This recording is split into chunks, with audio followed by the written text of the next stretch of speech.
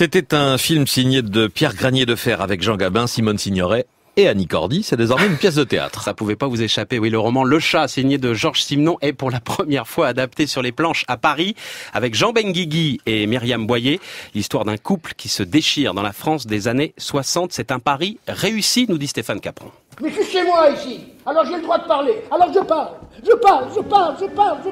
Les dialogues de Georges Simenon sonnent comme des lames tranchantes. C'est une pièce glaçante sur la haine d'un couple. Jean Benguigui et Myriam Boyer sont magnifiques. Ils font oublier le couple Gabin-Signoret. Leurs joutes verbales sont cinglantes. Il y a très peu de dialogues quotidiens banals comme ça. Tout le reste du temps, on s'envoie des trucs. Donc on les reçoit et on réplique. On les reçoit et on réplique. Voilà, c'est ça l'histoire. Il y a ce côté violent de ce couple de veufs qui s'est rencontré sur le tard, hein, mais ça peut pas fonctionner. Il est un ancien ouvrier, donc un retraité, et elle, c'est une petite bourgeoise. Alors, il y a déjà l'éducation, il y a déjà 2 vies avant qui sont très lourdes. Ça vous dirait d'aller au cinéma ?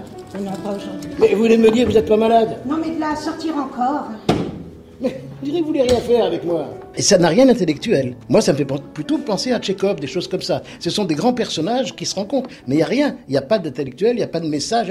C'est la vie telle qu'elle est. Marie, c'est quelqu'un avec qui on partage tout le temps. La descente aux enfers des 2 personnages s'accompagne aussi de la fin d'un monde, la destruction des quartiers populaires autour de Paris dans les années 60. C'est nostalgique, mais le spectacle est très moderne dans sa forme.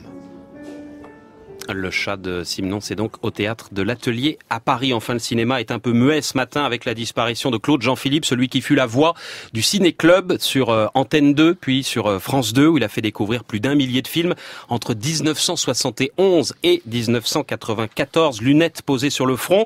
Lui qui disait que le cinéma était un art trop important pour le garder pour soi. Écoutez-le, c'était en 2012. Il y a 2 façons de regarder l'art, je crois. Hein. C'est la façon du collectionneur. Je le garde et même éventuellement je le mets dans mon coffre-fort.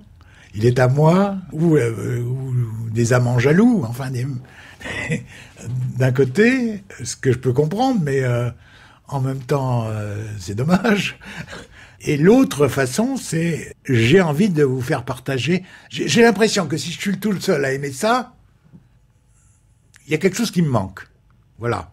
Mais il y a un plaisir que j'ai du mal à analyser parce qu'il est naturel, parce qu'il est spontané.